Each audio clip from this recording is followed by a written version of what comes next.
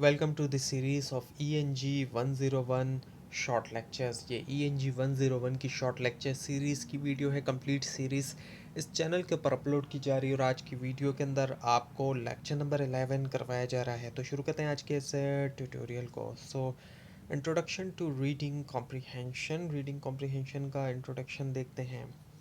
Reading comprehension जो है एक फंडामेंटल स्किल है जो कि प्ले करता है एक क्रूशल रोल जो है एकेडमिक सक्सेस के अंदर। और इसके अंदर ये होता है कि ऐसी एबिलिटी होना कि अंडरस्टैंड किया जाए, इंटरप्रेट किया जाए और एनालाइज किया जाए रिटन टेक्स्ट, जो कुछ लिखा हुआ है, लिखा हुआ जो कुछ होता है उसको।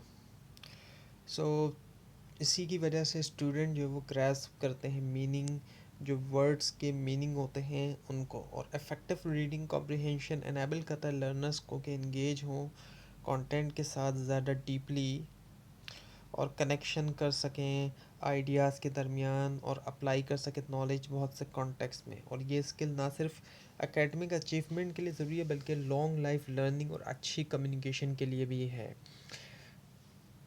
स्टूडेंट जो कि डेवलप करते हैं स्ट्रॉन्ग रीडिंग कॉम्प्रिहेंशन स्किल, वो ज़्यादा बेहतर होते हैं कि अंडरस्टैंड करें कॉम्प्लेक्स मटेरियल, फॉलो करें इंस्ट्रक्शन को एक्यूरेटली तौर पे और परफॉर्म करें बेहतर अपने एग्ज़ाम्स और असाइनमेंट में भी। So now the reading speed and techniques. अब रीडिंग स्पीड और टेक्निक की हम बात करते हैं। कॉमन बिलीव्स के मुकाबले में इंक्रीज़ होना रीडिंग स्पीड जो है वो बढ़ा सकता है कॉम्प्रिहेंशन को। तेज़ जो रीडिंग होती है वो इनक्रेज करती है रीडर्स को कि वो फोकस करें ओवरऑल मीनिंग के ऊपर, ना कि फंस जाएं वो इंडिविजुअल वर्ड्स में। जब रीडर्स जो है वो क्विकली मूव होते हैं एक टेक्स्ट पे, यानी जो कुछ लिखा हुआ है, सो ज़्यादा मुमकिन तौर पे वो मेंटेन करते हैं कंसंट्रेशन भी और मेन आइडिया को वो पकड़ लेते हैं और उसी से बेटर अंडरस्टैंडिंग होती है।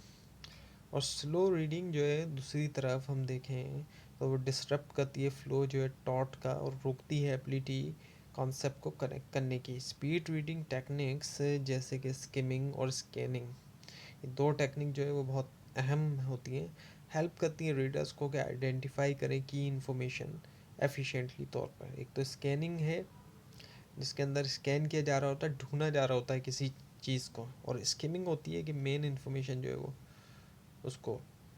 सो ये मेथड जो होते हैं पार्टिकुलरली यूज़फुल होते हैं एकेडमिक कॉन्टेक्स्ट में, जहाँ पर स्टूडेंट को प्रोसेस करना होता है लार्ज वॉल्यूम जो है मटेरियल लिमिटेड टाइम में। इनके मटेरियल बहुत ज़्यादा होता है लेकिन टाइम बहुत कम होता है। तो इम्पॉर्टेंट होता है कि बैलेंस किया जाए स्पीड को एक्यूरेसी के साथ। अब ऐसा भी ना हो कि इतनी तेज़ स्पीड है कि कुछ समझ ही नहीं आ रहा है, लेकिन एक्यूरेसी भी हो और स्पीड भी हो, दोनों को बैलेंस किया जाए। जिस तरह से क्रिकेट के अंदर होता है कि बॉल को स्पीड में भी डाला जाए, फास्ट बॉलर का काम ये होता है कि वो बॉल को स्पीड में भी कराता है लेकिन साथ में उसने लेंथ और लाइन का भी ख्याल रखना होता है। अब एक फास्ट बॉलर अगर बहुत तेज़ तो स्पीड कर रहा है लेकिन लेंथ और लाइन उसकी ख़राब है, तो ऐसे बॉलर को फिर अच्छा बॉलर नहीं कंसिडर किया जाएगा। तो उसी तरह से इसका मामला भी है कि स्पीड हो लेकिन साथ में एक्यूरेसी भी ज़रूरी होती है। ट्रेनिंग जो है स्पीड रीडिंग के अंदर, उसमें एक्सरसाइज भी किया जाए जिसमें आई मूवमेंट शामिल है। आई मूवमेंट एक बहुत बड़ा है चीज़ आ जाती है। So now the vocalisation and silent reading. Vocalisation या फिर ये कि ऐसी हैबिट के प्रोनाउंस करना वर्ड्स जो है मेंटली या फिर अलाउड जब रीडिंग करें, कॉमन जो वो कॉज होता है इससे स्लो रीडिंग का स्टूडेंट्स के अंदर।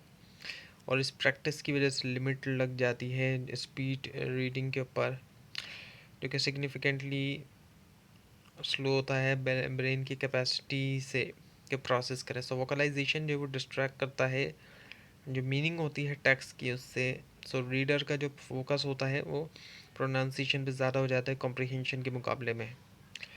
इसको मुकाबला करने के लिए एजुकेटर्स जो होते हैं इनक्रेज करते हैं साइलेंट रीडिंग, जो कि अलाउ करता है फास्टर और ज़्यादा एफिशिएंट प्रोसेसिंग रिटन मटेरियल का। साइलेंट रीडिंग जो है उससे एलिमिनेट कर दिया जाता है ज़रूरत के आर्टिकुलेट करें, हर वर्ड को एनेबल करता है रीडर को कि एब्जॉर्व करें इन्फॉर्मेशन को ज़्यादा क्विकली। और टेक्निक्स के रिड्यूस किया जाए वोकलाइजेशन, उसमें ये होता है कि यूज़ करें एक पॉइंटर गाइड करने के लिए आइस को, और प्रैक्टिस करें रीडिंग बगैर मूव किए हुए लिप्स को, और इंगेज हो टाइम रीडिंग एक्सरसाइज में। So now the analysing writers intent, जो राइटर का इंटेंट है उसका। सो एक जो क्रिटिकल एस्पेक्ट है रीडिंग कॉम्प्रिहेंशन का वो ये होता है कि एबिलिटी ऐसी होना है कि डिस डिसर्न किया जाए जो राइटर का पर्पस है और एटीट्यूड और उसकी जो टोन है, राइटर ने जो कुछ लिखा है उसका। ये एलिमेंट प्रोवाइड करते हैं कॉन्टेक्स्ट और डेप्थ जो है जो टेक्स्ट है, और हेल्प करते हैं रीडर्स को इंटरप्रेट करें मैसेज को एक्यूरेटली। और राइटर्स का पर्पस से मुराद रीज़न जो उसका है टेक्स्ट के पीछे, वो रीज़न ये हो सकता है या तो वो इन्फॉर्म करना चाह रहा है वो, या वो परसुएट करना चाह रहा है, या वो एंटरटेन करना चाह रहा है। तो इस तरह के उसके जो है वो पर्पस होते हैं। सो आइडेंटिफाई करें इस पर्पस को, और ये अलाउ करता है रीडर को कि अंडरस्टैंड करें, इंटेंड और इवेल्यूएट करें जो इफेक्टिवनेस है कम्युनिकेशन की। राइटर एटीट्यूड जो होता है रिफ्लेक्ट करता है उसके पर्सपेक्टिव या फीलिंग जो सब्जेक्ट के हवाले से जो कि इन्फ्लुएंस करता है उस तरीके को कि जो इन्फॉर्मेशन प्रेजेंट की जाती है। और टोन दूसरी तरफ कन्वे करता है इमोशनल क्वालिटी टेक्स्ट की, जैसे कि सीरियसनेस, ह्यूमर, सार्केज्म वगैरह। सो रिकग्नाइज करना टोन को हेल्प करता है रीडर्स को इंटरप्रेट करें नुआंसेस और रिस्पॉन्ड करें अप्रोप्रिएटली तौर पर। Now the purpose of communication. So अब जो कम्युनिकेशन की जाती है उसके जो पर्पस हैं उसमें इन्फॉर्म, परसुएड और एंटरटेन आ जाता है।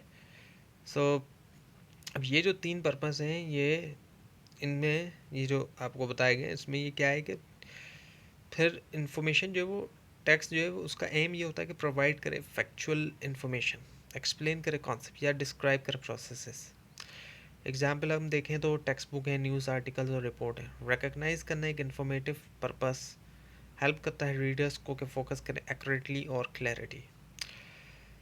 परसुएसिव टेक्स्ट जो है उसमें क्या किया जाता है कि उसका ये होता है कि इन्फ्लुएंस करना रीडर्स के ओपिनियन या एक्शन, और ये जो अक्सर प्रेजेंट करते हैं आर्ग्यूमेंट्स यूज़ करते हुए रेटोरिकल डिवाइसेस और अपील जो है कि इमोशन की या लॉजिक के। आइडेंटिफाई करते हुए परसुएसिव इंटेंट एनेबल करना रीडर्स को कि एवेल्यूएट करें स्ट्रेंथ जो है आर्ग्यूमेंट्स की और डिटेक्ट करें बाइस। इंटरटेनिंग टेक्स्ट जो है वो डिज़ाइन किए जाते हैं अम्यूज़ करने